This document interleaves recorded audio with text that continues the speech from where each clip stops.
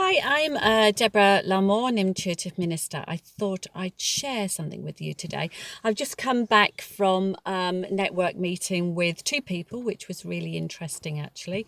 I went with no expectations and came out really quite excited. So I went to see a funeral director to start with, as I'm part of my role is that I work with funeral directors as a celebrant, and I bring my intuitive skills within my job role. So basically, when I work with families, I also bring in their deceased and we work all together. So I wanted to connect with this funeral director. But what was really interesting is that we ended up having a great discussion on the outdated funeral directors and how they now operate. And we need to move into the modern times of caring for the deceased beyond when they just die, because a lot of funeral directors just see it as a money thing, which, we all understand. We've got to make money. I understand that. Even I want to make money and be successful at what I do. So I do charge for my ministry, my work, obviously. However, there's charging and there's being extortionate with being greedy.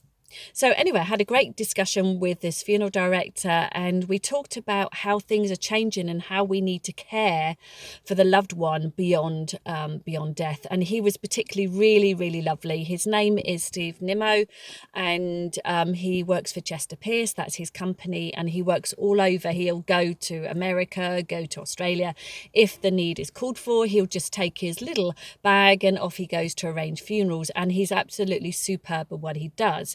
It's down to the uniform, how they dress, how they hold the coffin when they're transferring, because that's equally as important, because it's still their loved one that we are honouring, and it's important to continue that right up until the crematorium or the burial site take over the care.